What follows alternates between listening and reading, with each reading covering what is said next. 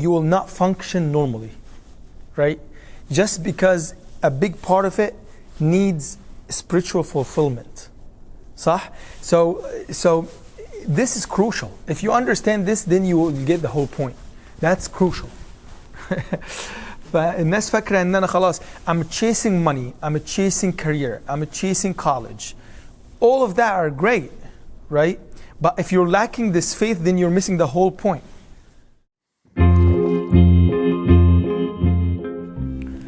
You know, there is a very essential question that I believe that we all should ask ourselves, and which is, why should I have faith? Why should I have Iman? Why is it important to the human beings to have faith, right? And when I deeply think about that, I always think about the purpose behind our creation. What's our purpose? Why are we here on the face of this earth from first place?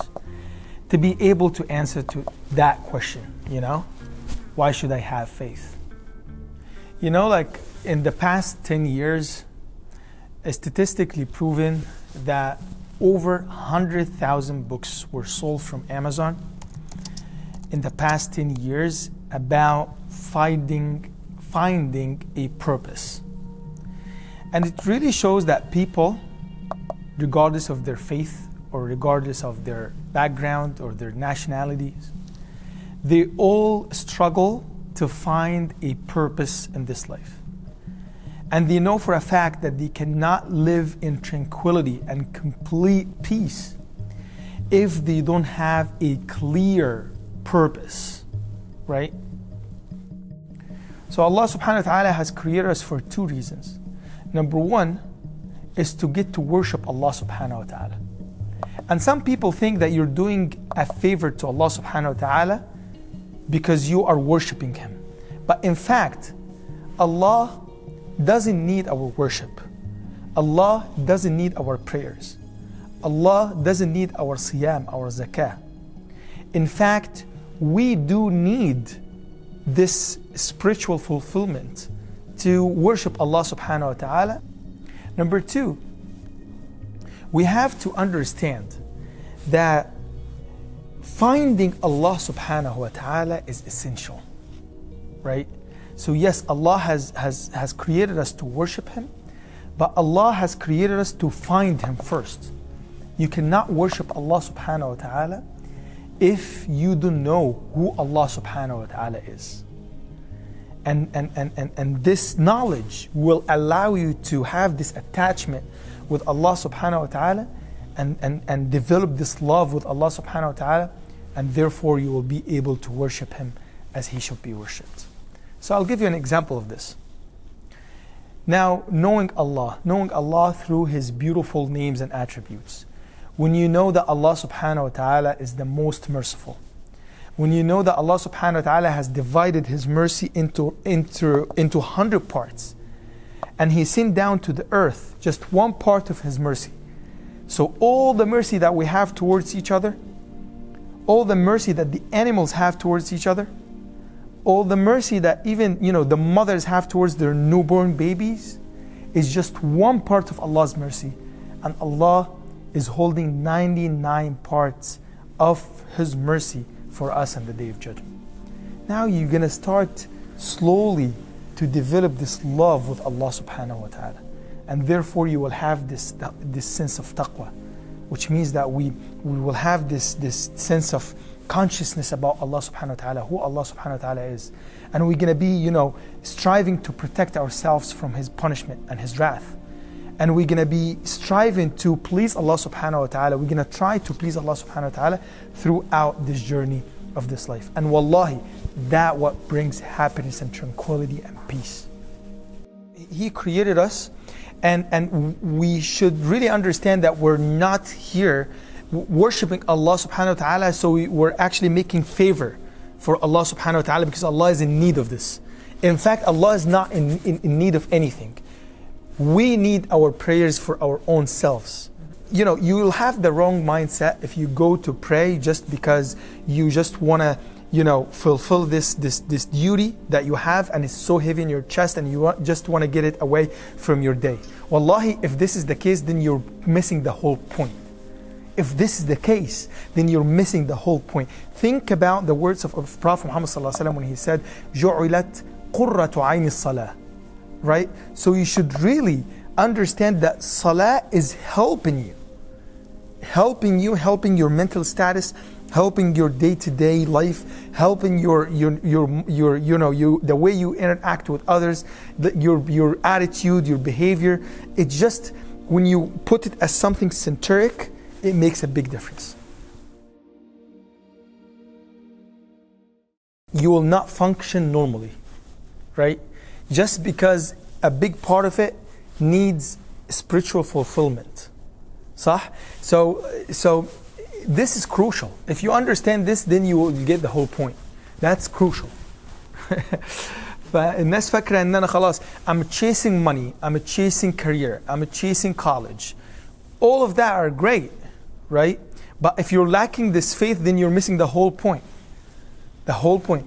And an example of but he's a chef, right? And he got to travel all over the world, right? And he got the famous, very famous. He had this show in CNN with the name of No Reservations. It's a beautiful show. I used to, follow this show. Used to go to different country, taste their food, get to know people. That's the best job someone can have in life. Especially me, I love food. I would die for that. And traveling and all of this. And then, but he was an atheist, and he didn't shy away from saying that I don't believe in God, and I don't want to, I don't believe that I should have faith, right? And that created this, internal conflict for several years. And unfortunately, he, a couple of years ago, he committed suicide in Italy in his hotel room, right? So it's just, you will not be able to function. And atheists now, they go for meditation. They try to find supplements, right? But these are supplements. Just go to the source, man.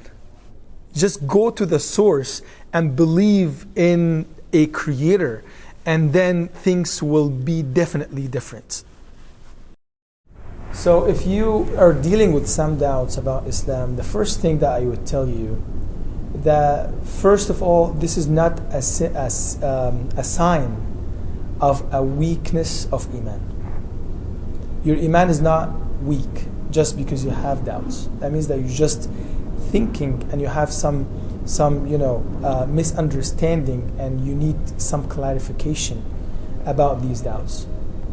And so I would definitely advise you to seek guidance and to see, some scholars. And I know that there are 2 lectures coming up, and of course there is so much valuable content on social media, especially Yaqeen Institute. I would definitely recommend you to look at Yaqeen Institute. They have good articles for you to read.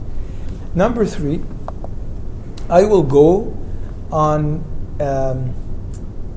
building this certainty or yaqeen about my deen.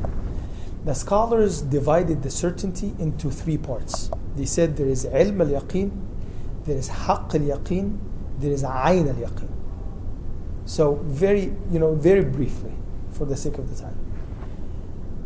Some of us, we believe in Allah subhanahu wa ta'ala, and we don't want any proofs. We don't want even to see by our own eyes the physical Jannah and the physical Nar to believe in Him. This very high level of yaqeen. Some of us, we need proofs about the existence of Allah subhanahu wa ta'ala. We need these proofs to strengthen our iman.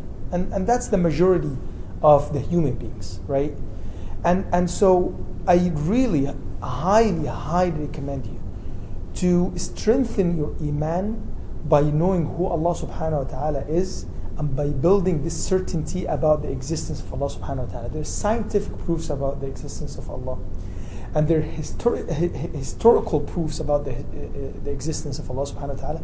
And then there is the spiritual side of it, which is the knowledge about who Allah subhanahu wa ta'ala is. Sometimes you need what's theoretical, and sometimes you need what's spiritual. right? If you combine these two things, definitely will help you develop this certainty and yaqeen. And then there are some humans, they need ayn al-yaqeen. They just gonna wait until they see the Jannah by their own eyes and the nar by their own eyes, and by then they will develop the sense of certainty and yaqeen, but it's gonna be very late.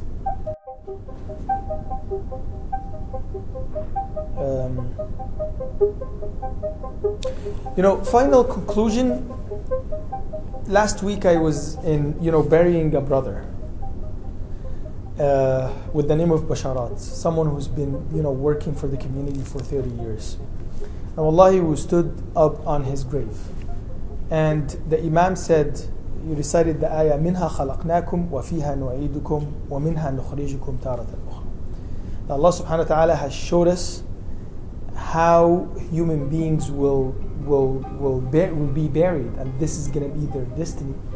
And from the same exact place and spot, they will be resurrected to Allah subhanahu wa ta'ala. Like death is the absolute truth. You see it by your own eyes. You see how Allah subhanahu wa ta'ala puts you in the same place that He created you from. Dust, dirt. You go back to the dirt, and from the dirt, you'll be resurrected to Allah subhanahu wa ta'ala.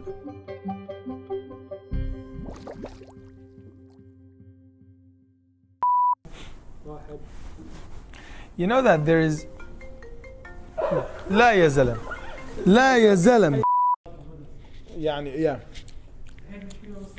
ايوه يعني موس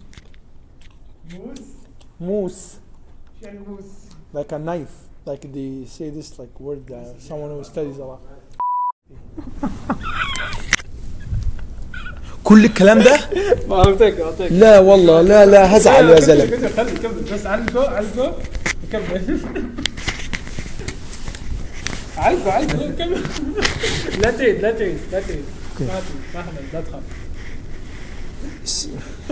Oh man, so